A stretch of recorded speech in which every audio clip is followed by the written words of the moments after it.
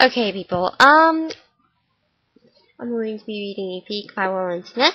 I'm going to be reading you a book that I got last year during my book club. I love the book. Kind of boring at first, but yeah, whatever.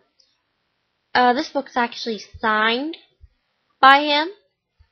I do not know if I'll probably put a picture up later.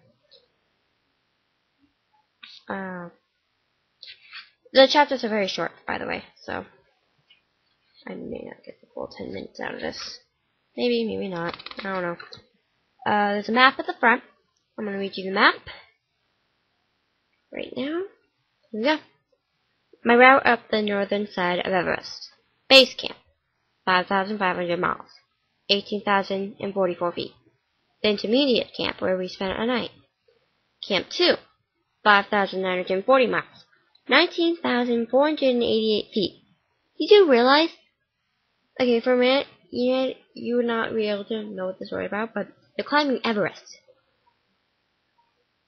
Okay, so camp. East Ringbok Glacier, Central Ringbok Glacier. Camp 3, Advanced Base Camp, 6,450 miles, 21,161 feet.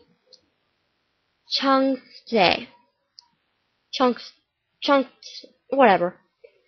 7,553 miles, 24,708 feet. Camp 4, 7,000 miles, 22,965 feet. North Col, North Ridge, Northwest Ridge. Camp 5, 7,680 miles, 25,196 feet. Death Zone. That is right below the pyramid. You'll know what I'm talking about. Death Zone. 8,000 miles. Camp 6, 8,300 miles. 27,230 feet. Yellow Band. First step, second step, third step. Final pyramid and summit! 8,848 miles. 29,028 feet. Now on to preface. Moleskin number 1. The assignment. Okay, you wanna know why I said the moleskin? Moleskins are like little notepads. Okay, that's all I can give you. But anyway, Warren Smith I met him, how else did I get the book signed? Had written in a little notepad everywhere. Planes. Yeah. He worked a lot. He's totally dedicated to this. The assignment. My name is Peak. Yeah, I know. Weird name, but you don't get to pick your name or your parents. Or a lot of other things in life, for that matter. It could have been worse. My parents could have named me Glacier, or Vitz, or Griffin. I'm not kidding.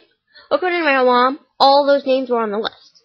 Vincent, my literary mentor, at your school, this would be your English teacher, asked me to write this for my year-end assignment. No grades at our school.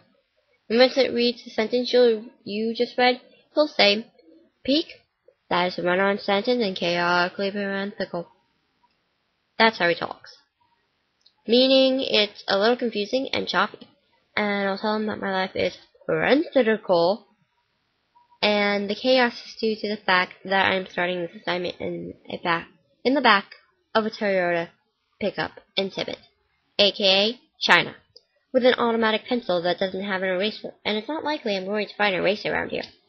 Vincent has also said that a good writer should draw the reader in by starting in the middle of the story with a hook. Then go back and fill in what happened before the hook.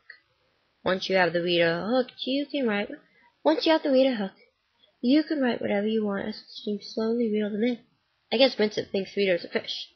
If that's the case, most of Vincent's fish has gotten away. He's written something like 20 literary novels, all of which are out of print. If he knew what he was talking about, why do I have to search the dark, moldering aisles of used bookstores to find his books? Now I've done it. Remember this, Vincent. Writers should tell the brutal truth in their own voice and not let individual, society, or consequences dictate their words. And you thought nobody was listening, and you thought no one was listening to you in class. You also know that I really like your books, or I wouldn't waste my time trying to find them.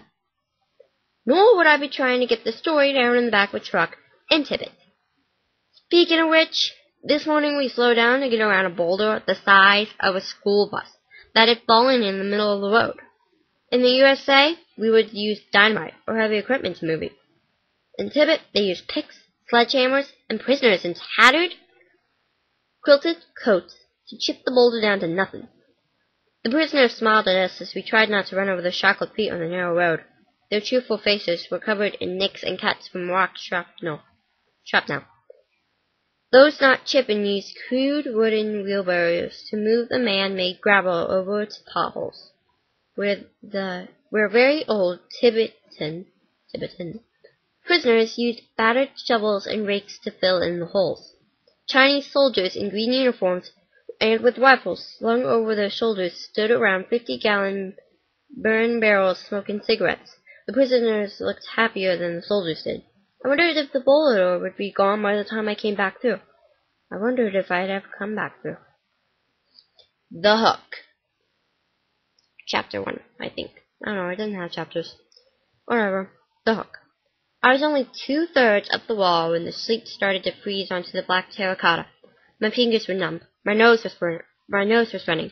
I didn't have a free hand to write my nose, or enough rope to rappel about 500 feet to the ground.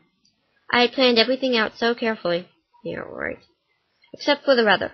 And now it was uh-oh time.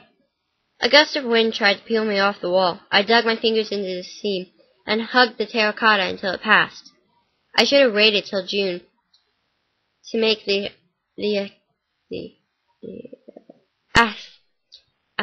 accent, I think. I don't know. But no, Morn has to go up in March, right? Because everything was ready and I had a problem with waiting. I had studied the wall, built all my custom protection, and picked the date. I was ready.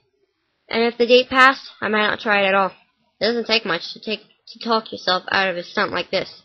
That's why there are over 6 billion people sitting safely inside homes and one woman! I shouted. Option number 1. Finish the climb, 264 feet up, or about 100 precarious finger holds, providing my fingers didn't break off like icicles. Option number 2. Climb down, a little over 500 feet, 250 finger holds. Option number 3. Wait for rescue. Scratch that option. No one knew I was on the wall. By morning, providing someone actually looked up and saw me, I would be an icy gargoyle. And if I lived, my mom would drop me off the wall herself. Up it is then. I timed my move between vicious blasts of wind, which were becoming more frequent the higher I climbed. The sleet turned to hail, pelting me like a swarm of frozen hornets. But the worst happened about 30 feet from the top, 15 measly finger holds away. I had stopped to give the lactic acid, I think it's what it said, searing my shoulders and arms, a chance to simmer down. I was mouth-breathing, partly from exertion, partly from terror, and I told myself I would make the final push as soon as I caught my breath. While I waited, a thick mist drifted in and around me. The top of the wall disappeared, which was just as well. When you're tired and scared, 30 feet looks about the length of 2 football fields, and that can be pretty demoralizing. Scaling a wall happens 1 foothold and 1 handhold at a time. Thinking beyond that can weaken your resolve, and it's your will that gets you to the top as much as your muscles and climbing skills. Finally, I started breathing through my running nose again. Kind of snorting, really, but I was able to close my mouth every other breath.